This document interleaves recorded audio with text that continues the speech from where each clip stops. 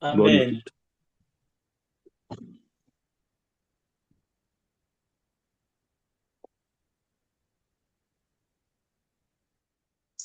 J'arrive.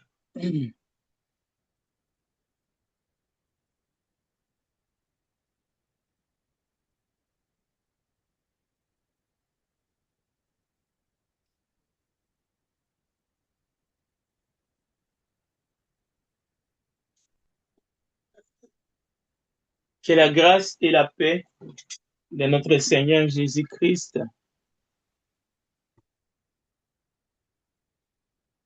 Je veux vérifier le micro. Oui, je pense que c'est correct. Que la grâce et la paix de notre Seigneur Jésus-Christ soient avec chacun d'entre nous. Et je remercie les frères Beaubois qui nous dirigent dans le cantique et dans la prière ce soir. Et je voudrais remercier tous ceux qui sont avec nous via les Zoom, mais aussi via les YouTube. Et je voudrais aussi les accueillir tous dans les précieux beaux noms de notre Seigneur Jésus-Christ. Ce soir, nous allons encore une fois nous verser dans les Écritures parce que c'est un temps de consolation, mais nous pouvons aussi euh, regarder ce que la parole de Christ nous enseigne justement et nous pouvons partager cela. Alors, cherchez avec moi d'abord dans la lettre de Paul aux Romains. Nous lirons quelques versets et nous allons retourner à Béthanie. Lisons d'abord Romains chapitre 8, s'il vous plaît, et nous allons aller lire à partir de verset 31 jusqu'au verset 39. Je lis la parole de Dieu. Que dirons-nous donc à l'égard de ces choses? Si Dieu est pour nous, qui sera contre nous? Lui qui n'a point épargné son propre Fils, mais qui l'a livré pour nous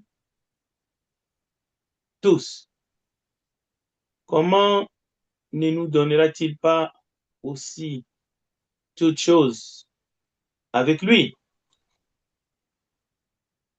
Qui accusera les élus de Dieu? C'est Dieu qui justifie. Il les condamnera. Christ est mort bien plus. Il est ressuscité. Il est à la droite de Dieu et il intercède pour nous. Qui nous séparera de l'amour de Christ? Sera la tribulation ou l'angoisse ou la persécution ou la faim ou la nudité ou l'épée ou l'épée, selon qu'il est écrit, c'est à cause de toi qu'on nous met à mort tous les jours, qu'on nous regarde comme des brebis destinées à la boucherie. Mais dans toutes ces choses, nous sommes plus que vainqueurs par celui qui nous a aimés. Car j'ai l'assurance que ni la mort, ni la vie, ni les anges, ni les dominations, ni les choses présentes, ni les choses à venir, ni les puissances, ni la hauteur, ni la profondeur, ni aucune autre créature ne pourra nous séparer de l'amour de Dieu manifesté en Jésus-Christ, notre Seigneur. Parole de Dieu. Ce soir, j'aimerais qu'ensemble, nous puissions un peu retourner à Béthanie parce que le Seigneur lui-même, à un moment donné de son ministère, était obligé de retourner à Béthanie. mais dans un contexte de douleur réelle. Béthanie était la ville de Lazare et de ses deux sœurs, Marie et Marthe. Aujourd'hui, Béthanie, on peut dire, c'est notre assemblée locale. L'évangile de Jean, au chapitre 11, nous plonge dans une maison qui est vraiment brisée par une perte, une grande perte. Marthe et Marie, ainsi que les amis et les proches, étaient brisés. Ils pleuraient un frère bien-aimé, un pilier de leur foyer, un homme qu'ils considéraient comme leur, leur pilier, parce qu'un homme représentait beaucoup dans cette culture au moment où Jésus est sur la terre. De la même manière, nous pouvons, à chaque fois qu'il y a une perte dans une communauté, dans une famille, traverser un moment de grande fragilité. Perdre quelqu'un de très influent, perdre un membre d'une assemblée locale qui a marqué par ses empreintes pendant des années, par sa présence, par son service. Cela crée un vide réel. C'est un choc, une douleur profonde, une douleur profonde. Et la Bible, comme nous allons le voir dans le contexte de Jésus, Marthe, Marie, la parole de Dieu ne minimise jamais la souffrance. Jésus lui-même voit les larmes, il attend les cris, il ressent les émotions. Dieu ne méprise pas nos larmes, il les accueille. Voilà pourquoi nous voulons un peu apprendre à travers ces écritures. Pourquoi les deux sœurs disent la même chose au Seigneur? Nous allons voir. Ils expriment leur frustration. Marthe dit à Jésus, Seigneur, si tu étais ici, mon frère ne serait pas mort. Marie aussi, elle est arrivée là où était Jésus et qu'elle le vit, elle tomba à ses pieds et lui dit, Seigneur, si tu étais ici, mon frère ne serait pas mort. Et Jésus, la voyant pleurer, elle et les Juifs qui étaient venus avec elle, frémit en son esprit et fit tout ému. Et il dit, où l'avez-vous mis? Seigneur, lui répondirent-ils, viens et vois. Et au verset 35, Jésus plaira. Marthe, la sœur de la mort, lui dit, Seigneur, il sent déjà, car il y a 4 jours qu'il est là. Jésus lui dit, n'étais-je pas dit que si tu crois, tu verras la gloire de Dieu? Donc, dans l'évangile de Jean, ce qui est frappant et que nous devrions retenir ce matin et peut-être nous questionner le moment venu, au cas où il y a quelques doutes, je vous accorderai le temps d'exprimer vos appréhensions. Jésus ne se précipite pas pour aller tirer son ami Lazare de la souffrance ou de la mort qui le guette. Et pourtant, le texte est clair. Jésus aimait Lazare. C'est un détail bouleversant dans le récit, dans Jean chapitre 11. Jésus apprend que son ami Lazare est malade, mais il reste encore 2 jours, mais pas par indifférence. Non, il s'occupe des autres cas qui étaient tout aussi urgents et tout aussi importants. Jésus ne court pas pour empêcher Lazare de mourir. Il ne fait pas ce que nous aurions voulu qu'il fasse. Et pourtant, le texte insiste. Jésus aimait Marthe, sa sœur, Marie et Lazare. Ce décalage entre l'amour de Dieu et le temps, le timing de Dieu, le moment où nous voulons qu'il intervienne pour faire reculer la mort, est souvent incompréhensible. Nous ne comprenons pas ces phénomènes. C'est mystérieux pour nous. Nous aussi, nous aurions voulu que Dieu intervienne plus tôt pour arrêter peut-être le départ ou les repousser tout au moins de notre sœur Josephina. Nous aurions voulu éviter ces départs ou du moins retarder. Peut-être que dans un autre moment, ce serait plus compréhensible. Nous aurions voulu garder nos frères, nos amis, nos parents, notre sœur en Christ le plus longtemps possible. Mais les retards apparents, tant qu'on puisse dire vraiment que Jésus est arrivé en retard, mais les retards apparents de Jésus n'est jamais un abandon. Au fait, Dieu n'est jamais en retard dans quelque situation que ce soit. Mais dans un langage humain, on peut les penser. Dieu, le Seigneur, n'est pas en retard dans n'importe quel rendez-vous. Mais c'est un mystère. Il ne se désintéresse pas lorsque nous souffrons, lorsque nous sommes dans une situation entre la vie et la mort. Il ne s'occupe pas d'autre chose, alors que pendant ce temps, il nous met en oubli. Non, la parole dit le contraire. Il est toujours avec nous, quelle que soit la situation, quelle que soit la douleur que nous ressentons, il est présent. Parce que lui, le Seigneur, il est omniprésent. Jésus s'occupe, c'est vrai dans ce texte, d'un autre cas. Et 2 jours après, il va se mettre en mouvement pour retourner en Béthanie, pour aller là où se trouvait Lazare.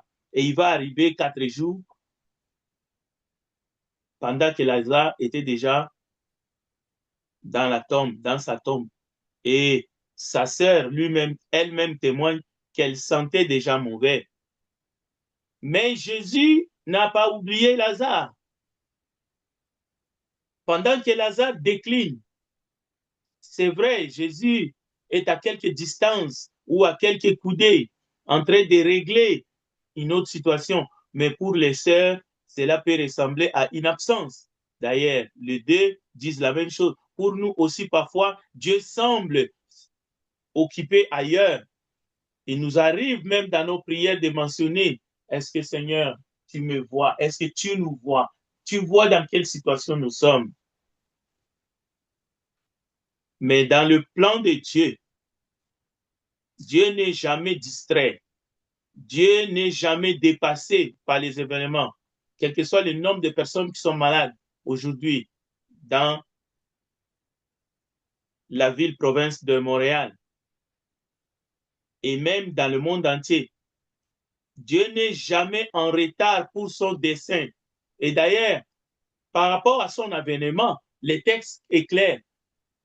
Il ne tarde pas pour l'accomplissement de sa promesse de revenir pour venir nous chercher, comme certains moqueurs le pensent. Ce que Jésus fait ailleurs n'annule pas ce qu'il fera ici, maintenant, avec nous. Ce que le Seigneur Jésus fait dans la vie d'autres personnes n'est pas un signe qu'il nous a oubliés. Il travaille toujours, même quand nous ne le voyons pas, même quand nous ne le sentons pas, même lorsque tout ce que nous ressentons, ce n'est que de la douleur. Mais il travaille, il est omnipotent, il est omniscient et il est omniprésent. Il voit tout, il sait tout et il n'y a rien qui lui échappe. Voilà notre Dieu, voilà notre Seigneur que nous adorons. Jésus arrive à Béthanie, rejoint la famille dans leur douleur. Enfin, 4 jours plus tard, quand Jésus arrive, finalement, Marthe exprime sa frustration. Marie tombe en larmes, exprime aussi sa frustration. Les gens murmurent. Ne pouvait-il pas empêcher cela? Ne pouvait-il pas arriver à temps? Jésus ne les réprimande pas. Jésus ne réprimande ni les gens qui murmurent, ni les deux sœurs qui sont brisées par la douleur de la perte de leur seul homme de la maison. Donc, Jésus accueille leurs émotions, mais Jésus va plus loin. Il pleure avec ses deux sœurs, y compris leurs amis. Donc, nous avons la preuve que Dieu n'est pas indifférent à la douleur de notre communauté. Dieu marche avec nous dans la vallée de l'ombre de la mort. C'est ça que le psalmiste nous dit. Et c'est la vérité. Lui-même, il va passer par là, par la douleur, par le mépris, par le rejet. Il sera flagellé et il va connaître la mort. Mais il sera ressuscité. C'est le cœur du message. C'est le cœur de l'enseignement que nous avons dans Jean chapitre 11 et que nous devons saisir. Jésus dira à ses deux sœurs de manière claire et à tous ceux qui étaient là et pouvaient l'écouter, je suis la résurrection et la vie. Au milieu des larmes, au milieu de la douleur, au milieu de la perte, mais une perte totale, Jésus prononce l'une des plus grandes déclarations de toute la Bible. Et il est dit aussi à l'église, à l'assemblée locale, qui se réunit au 2500 rue Charland ce soir. Jésus dira, je suis la résurrection et la vie. Celui qui croit en moi vivra, même s'il meurt. Donc ce n'est pas une promesse vague, ce n'est pas une consolation poétique, c'est une réalité spirituelle, une vérité éternelle. La mort n'a pas le dernier mot. La tombe n'est pas la fin de toute chose ou de la vie. Ce que nous avons perdu ne sont pas perdus pour Dieu. La vie éternelle n'est pas un concept, elle est une personne. Et cette personne, c'est Jésus. Ce que cela signifie, nous avons de l'espérance dans notre communauté aujourd'hui. Nous avons de l'espérance pour la famille Chimino, mais nous avons de l'espérance pour tous ceux qui nous ont précédés, qui nous ont quittés, qui étaient dans ce monde, avec qui nous avons parlé, avec qui nous avons partagé la parole de Dieu, avec qui nous avons grandi dans la même famille, ou avec qui nous avons étudié ou travaillé dans une même compagnie. Jésus est présent dans notre douleur. Même si Jésus n'a pas empêché la mort, des membres de nos familles, de nos amis, même si nous ne pouvons plus le voir parce qu'ils ont été enterrés quelque part, et il y en a plusieurs qui n'ont même pas de sépulture et qui meurent dans ce monde aujourd'hui. Jésus est présent dans la douleur des amis et des membres de ces personnes qui ont quitté cette terre. Jésus pleure avec nous lorsque nous sommes dans ce moment de grande perte. Jésus nous rappelle que l'histoire de Lazare, l'histoire des autres qui sont confrontés à cette situation ne s'arrête pas. Leur histoire continue au-delà de la mort. Jésus nous invite à croire comme Marthe, même quand tout semble fini, lorsqu'il n'y a plus d'espoir. Parce qu'il y en a qui n'ont même plus d'espoir qu'un jour, il y aura la résurrection, ou qu'un jour, nous nous verrons au-delà de la mort physique. Mais Jésus nous invite à croire comme Marthe et Marie. La résurrection de Lazare n'était pas seulement un miracle spectaculaire, c'est un signe. C'est un signe que Jésus-Christ est plus fort que la mort. Voilà la signification de la résurrection de Lazare. Ce qui n'est pas le cas pour chaque mort. Mais Jésus nous fait voir déjà ce qui va arriver au dernier jour.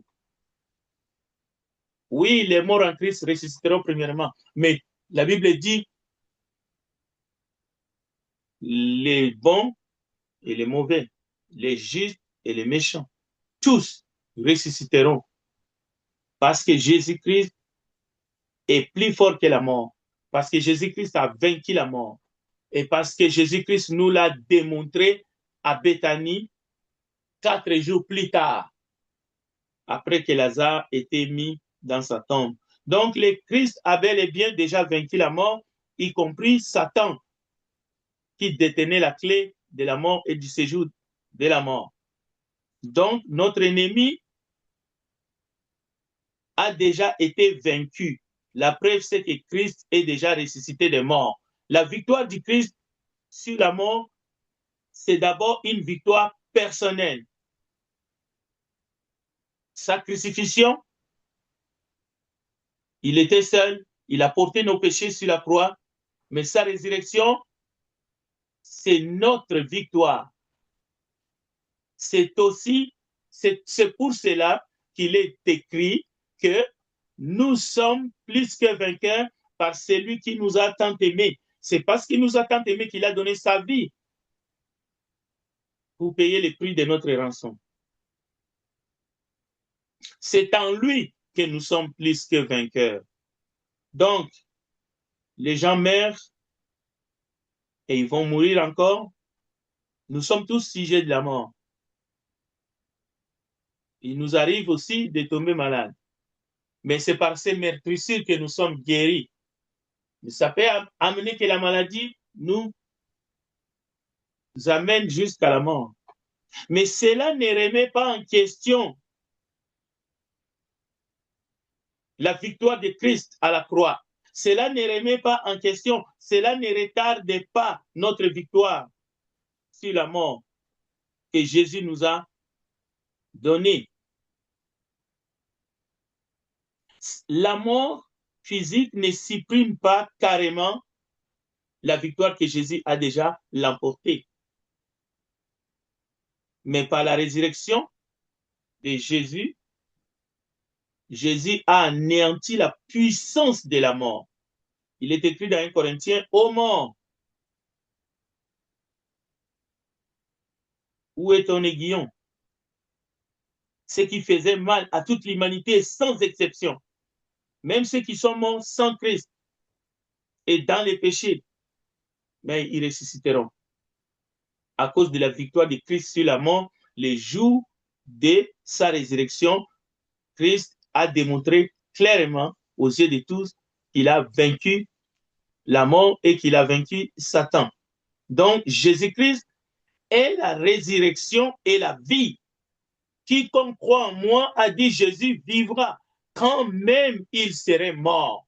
Voilà la grande leçon que Jésus donne dans Jean chapitre 11, ces jours-là à Béthanie. Et nous avons d'autres exhortations, d'autres paroles de consolation. Errez les morts en Christ. Ce n'est pas une parole dans le futur, c'est dans le présent. Paul avait crié qui me délivrera de ce corps de mort? Mais la réponse est claire, c'est Jésus-Christ. Et il l'a déjà fait. Même s'il est dit que le dernier ennemi qui sera détruit, c'est la mort.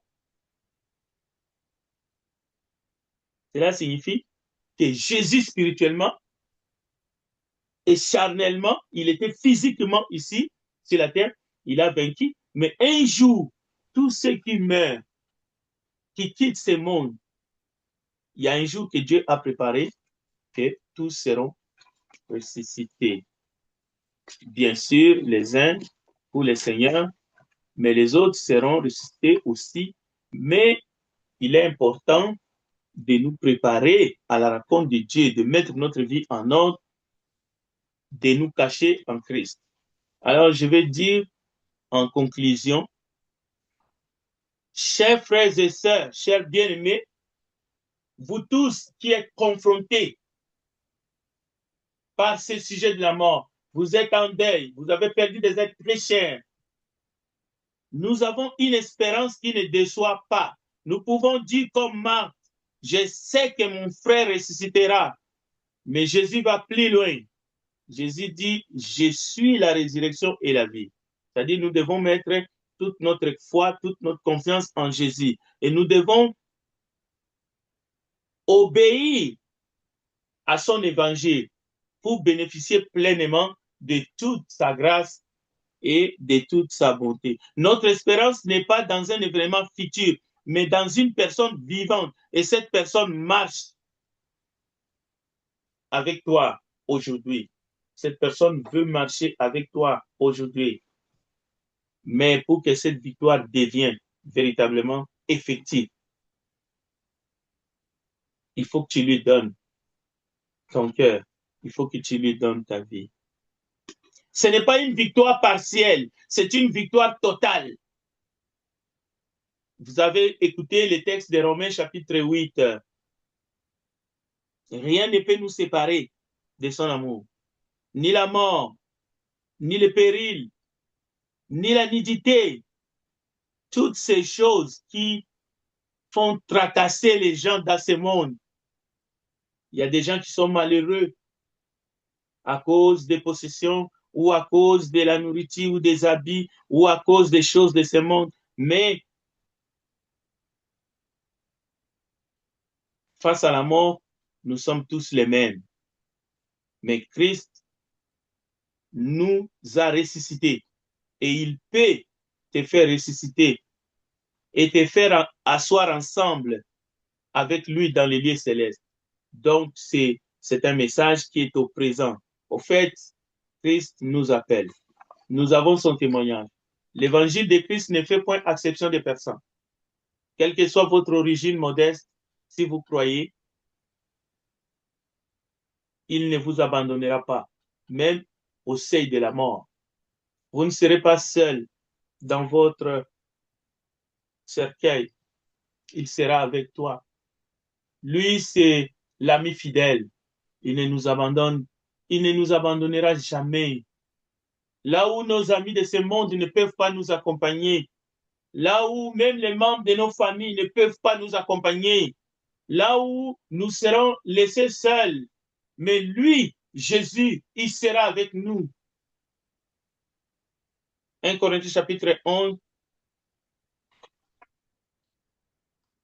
nous dit, ou dans la Bible, nous avons cet appel.